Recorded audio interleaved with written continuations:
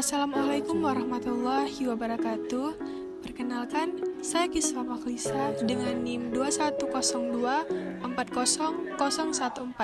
dari kelas 3A Program Studi Ilmu Komunikasi. Pada kesempatan kali ini, saya akan membahas konsep dasar komunikasi massa dan hambatan-hambatannya. Konsep dasar dari komunikasi massa.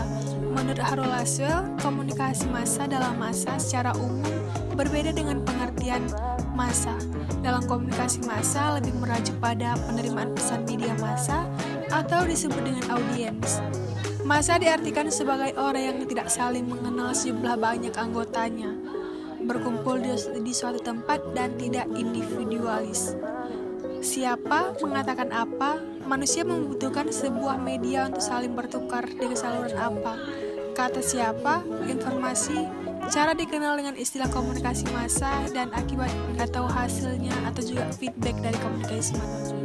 Fungsi dari komunikasi. Fungsi komunikasi adalah sebagai komunikasi sosial yang mengisyaratkan bahwa komunikasi itu penting untuk membangun konsep diri, akulturalisasi diri, untuk membangun hidup, untuk memperoleh kebahagiaan, terhindar dari tekanan dan ketegangan. Nah, sekarang memahami komunikasi massa. Komunikasi massa adalah perluasan dari komunikasi publik. Pesan-pesan komunikasi publik yang informatif, persuasif, atau menghibur dapat diperkuat, dilipat gandakan, dan didistribusikan jauh melampaui konteks ruang kuliah atau konsep dasar dari informasi dapat cepat tersampaikan kepada masyarakat luas melalui sebuah media yang disebut sebagai media massa. Contoh dari komunikasi itu sendiri yaitu lisan, misalnya meeting dengan klien, wawancara kerja, atau dua orang yang saling berbicara. Komunikasi lisan bisa juga terjadi secara jarak jauh, misalnya pembicaraan melalui telekonferensi, berbicara melalui telepon atau video call. Budaya dan media. Komunikasi massa adalah penyebab sekaligus akibat daripada perilaku. Budaya dan media adalah dua hal yang tidak bisa dipisahkan, karena keduanya memiliki suatu hubungan yang sangat berkaitan. Bagaimana media tersebut mempengaruhi budaya, begitu juga sebaliknya, bagaimana budaya mempengaruhi media dalam mempromosikan kontennya. Ketergantungan yang tinggi pada media massa tersebut akan mendukung media massa sebagai alat yang akan ikut membentuk apapun dalam masyarakat. Media massa menjadi budaya, ia diciptakan oleh manusia, tetapi pada akhirnya media membentuk masyarakat itu sendiri. Media mampu mengarahkan masyarakat untuk mencapai suatu perubahan tertentu. Hambatan dalam komunikasi massa.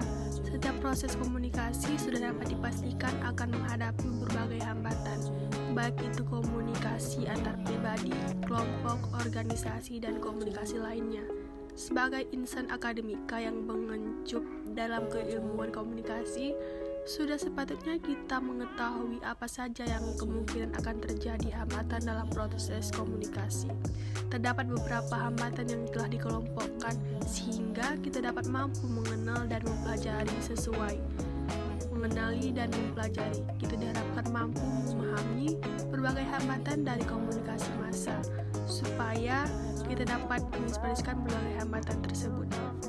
Karakteristik komunikasi massa. 1. Komunikator yang terlembaga. 2. Pesan yang disampaikan memiliki sifat yang umum. 3. Komunikan dari komunikasi dapat bersifat heterogen dan anonim. 4. Memiliki sifat serempak. 5. Pesan yang disampaikan bersifat satu arah. Dan yang terakhir terjadinya feedback atau umpan balik yang diberikan. Contoh komunikasi massa, yang pertama ada iklan, yang kedua ada jurnalisme, yang ketiga ada humas, dan yang keempat ada media sosial. Terima kasih. Wassalamualaikum warahmatullahi wabarakatuh.